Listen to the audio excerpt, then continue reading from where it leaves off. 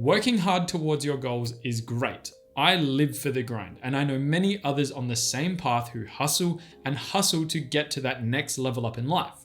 However, sometimes it's okay to take a breath, take a moment, and actually enjoy yourself for the hard work that you put in. Welcome back to my channel. My name is Reese, and in today's video, I'm going to be discussing why it's important to reward yourself for meeting your financial goals.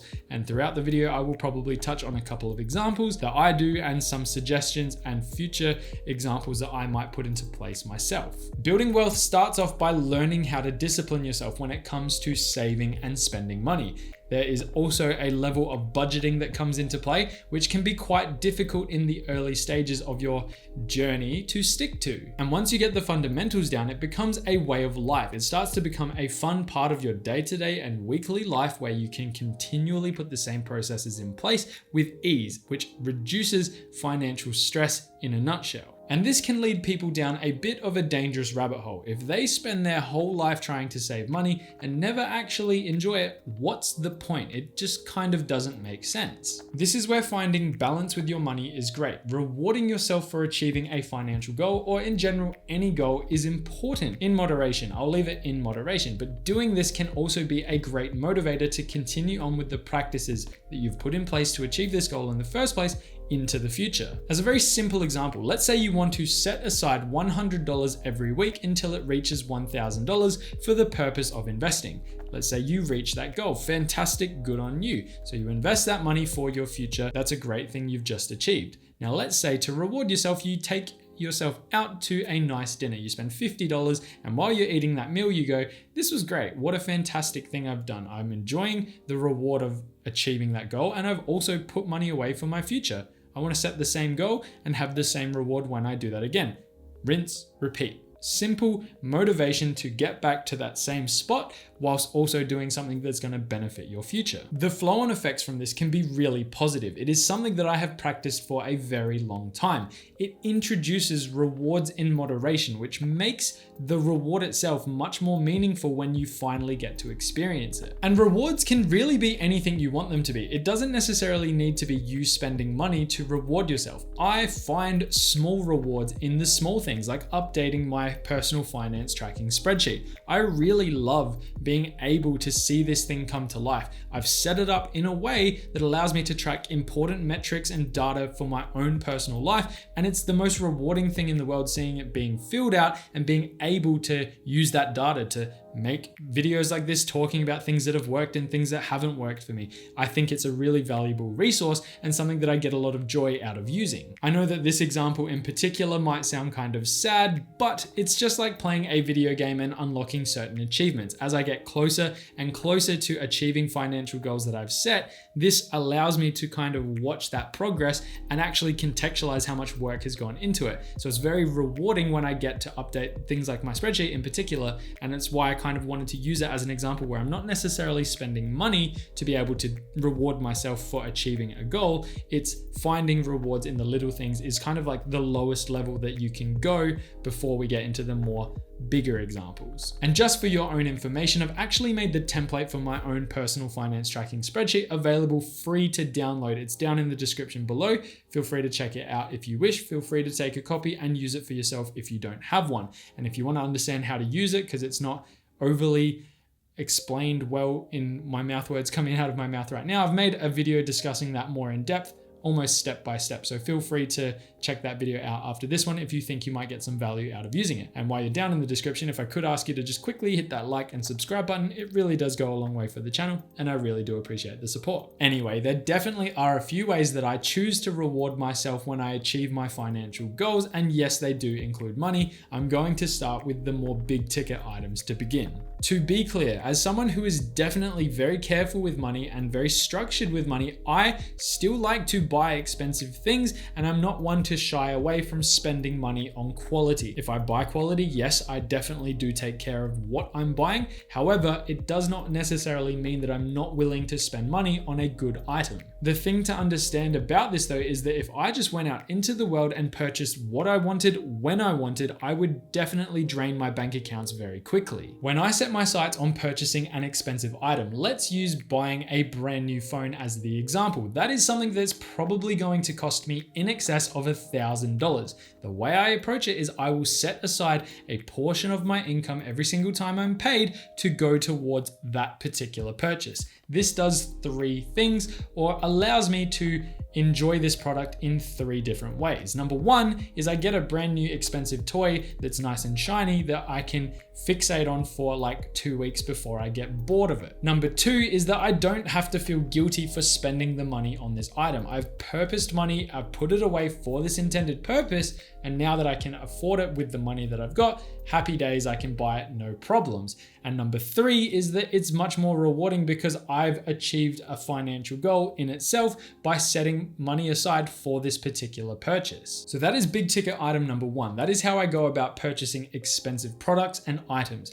Big ticket item number two in how I reward myself is going on the occasional holiday. I love snowboarding, and when I get the chance to go, I treat it as a proper getaway. Now that I actually think about it, I treat all of my holidays as proper getaways. The way I treat it is that when I'm on holiday, am allowed to spend freely from my holiday bank account without feeling guilty. It is all hands off. I am allowed to do what I want. And obviously I have a lot of discipline in place, but if I really want to spend money on something, I am allowed to do it, and I do not need to feel guilty for throwing away that money. This means that nothing is really off limits, which allows me to make the most of my holiday. I know people who go on holidays and they try to actively avoid spending money and do it on the cheap, which is absolutely fine. However, as someone who works pretty damn hard, I work my 9 to 5, I work my hours, I earn my money, I'm responsible with the decisions I make with my money. When I go on holiday, I want to enjoy it to the fullest. I want to make sure that that getaway really is relaxing. It really is something that becomes memorable, and it's really something that I get to make the most of. Imagine going on a holiday after saving your hard-earned money and your annual leave to only half-ass it because you were worried about your budget. I will probably never go back to some of the places that I've gone before, so making the most of those holidays was important to me, and I have no regrets on the holidays that I've gone on, as I was able to make the most of them. And that is how I reward myself for big ticket item number two. Let's move into completely new territory now with one that I haven't yet fully taken up, and it is having the opportunity to give back to the community. I am really interested in doing work in this space. However, I don't just want to donate money to a cause. I want to immerse myself fully in the cause that I'm contributing my time to, my money to, whatever it may be. It's a space that I'm definitely figuring out how I can get more involved in. Hopefully it's something that I can touch on in the future, and hopefully it's something that can be tied to this channel in particular. I guess for now, just note that if you're in a position to give back, it is one of the most rewarding feelings in the world, and it's absolutely a way you could reward yourself for achieving a financial milestone. And the last item on my list, but also the most important, is to create experiences and organize fun, planned activities that I can enjoy with the people I care about most in my life to create memories for my future. And I'm going to give you two very simple examples of things that I do which fit this category. The first being, every year I host an annual Olympics with my closest friends. I've been doing it for 5 years in a row now. This will be year number 6 at the time of recording this video, and I'm intending for it to go ahead. The contestants seem to keep coming back, and they have a really good time because they keep coming back, so I'm assuming they're having a good time. Every year, lots of smiles, lots of memories, lots of photos being created, and it's just such a great day. I am putting my own money towards organizing this, my own time, my effort, and it's the most rewarding feeling in the world. I love being able to put this event on with my close friends, the people who help really bring it together, and it's such a great day. It creates such a great memory, and so far it's been great. The other one I wanted to mention is that I have recently purchased all of the equipment required to make pasta sauce.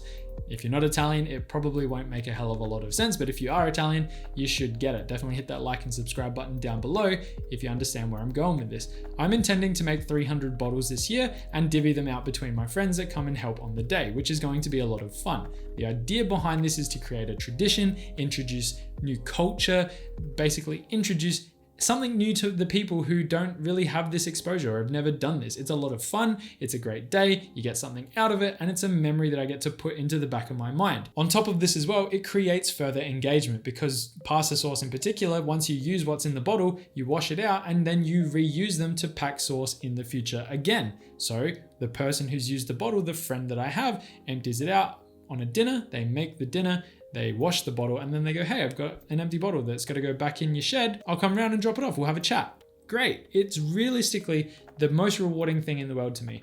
Being able to create engagement with people that I care about, it's the best feeling in the world. I know I'm kind of rambling, but it really is something to really emphasize that I really love being able to create these opportunities and experiences with people that I care about.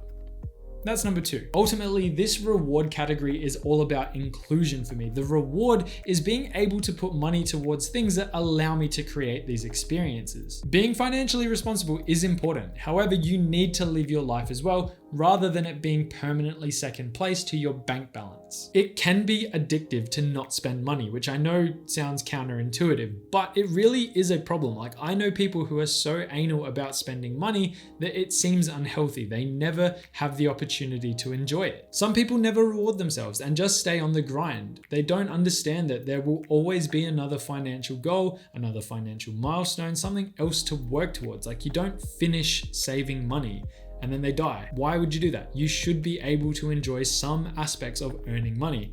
Otherwise, what's the point of earning money? I buy the things I want with the money I earn. I make sure I'm able to buy the things I need with my salary, which is technically the same thing. But in general, I have everything I could possibly want and need, and it's all a part of this wonderful thing called budgeting and being consistent. But I make sure that I enjoy my money, and you should too. There's no reason why you shouldn't reward yourself for achieving financial milestones or just big goals in general. The key word here is to do it in moderation and make sure that it is well deserved. And when you actually reward yourself, don't go buy a Lamborghini. That's really expensive and probably reckless. Treat yourself to a nice dinner. Buy a nice little item that is something that will bring you joy. I've kind of given you some ideas in this video, I hope. And I hope that it kind of painted the picture that it's a good idea to still use some of it in a way that will benefit you in a small way, but generally it will help you motivate yourself to continue doing the right thing whilst building wealth. And that is pretty much all I have for you today. I hope that today's video was insightful. I hope I made you think potentially if you're someone who's a little bit more reserved in how you spend your money. And if you've made it this far into the video, thank you so much for watching. I really do appreciate you giving me your time today. With that being said, I hope you have a good day. I hope you have a good week. And as always, I will see you in the next one. Bye for now.